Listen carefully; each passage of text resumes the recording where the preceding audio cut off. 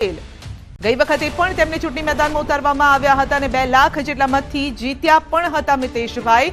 આપણી સાથે જોડાઈ ગયા છે મિતેશભાઈ. કેન્ડિડેટ બદલવાની જે વાતો છે, કેટલી સચ્ચાઈ આ વાતમાં?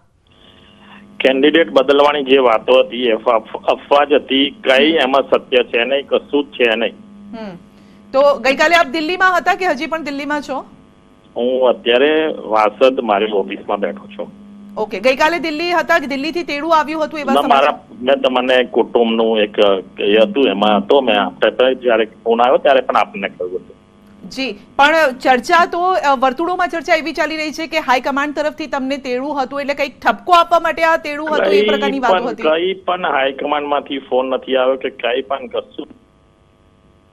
જી, તો કોણ મિતેશભાઈ, તો પછી આવા સમય કોણ ઉડાડી રહ્યું છે આવી વાતો? એ જો અત્યારે રાજકારણમાં આ બધું ચાલતું આવેલું છે, એનું જે કઈ છે અત્યારે તો તમને એનો જવાબ પણ ભવિષ્યમાં મળી જશે.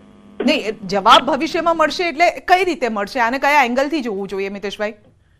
એને તમને જે થયું છે એને જેને જે કર્યું છે એનો જવાબ તમને મીડિયામાંથી કે ક્યાંક ને ક્યાંકથી તમને મળી જશે.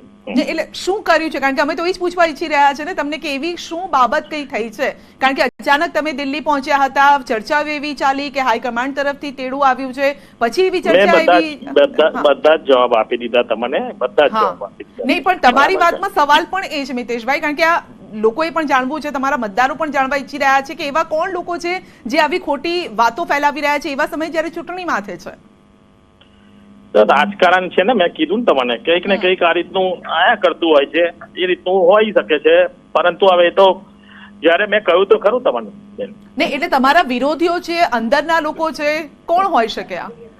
હું અત્યારે કઈ એનો જવાબ આપી શકું, કેમ ન આપી શકું? મને ખ્યાલ ના હોય ત્યાં સુધી કેમ ન હું આપી શકું? મિતેશભાઈ, એવું તો ના, તમે રાજકારણમાં વર્ષોથી છો એટલે તમને ખબર છે કે એક્ઝેક્ટલી શું ચાલી રહ્યું છે, ક્યાં શું ચાલી રહ્યું છે, એવા કયા તત્વો છે જે આ પ્રકારની વાતો ફેલાવી રહ્યા છે? મેં એક જ વખત તમને કીધું કે આ અફવા હતી અને એનું કશું જ છે નહીં. બસ આ જવાબ, તમારો જે સવાલ હતો એનો જવાબ મેં આપી દીધો. ઓકે, એટલે પાર્ટી તરફથી તમને બોલાવવામાં નથી આવ્યા, એ ક્લિયર? નથી આવ્યા, એ બી જવાબ આપી દીધો. ઓકે, અને હવે આગળથી તમે ભલે આવી અફવાઓ ચાલતી રહે, પરંતુ તમે તમારું કામ કઈ રીતે ચાલશે? લોકો સાથે મારો પ્રચાર પ્રસાર ચાલુ જ છે અને ચાલતો રહેશે. જી, અને કેટલી લીડ થી જીતવાનું લક્ષ્ય? બીજેપી તો 5 લાખ કહે છે. જે રીતે નેતૃત્વએ કહ્યું છે એ રીતે અમે 5 લાખ મતોથી જીતીશું. ઓકે, અને પાર્ટીમાં કોઈ એવા મતભેદ કે કઈ જેવી કોઈ વાત નથી? નથી, કોઈ મતભેદ નથી. ઠીક છે. આપનો આભાર અમારી સાથે જોડાવા બદલ.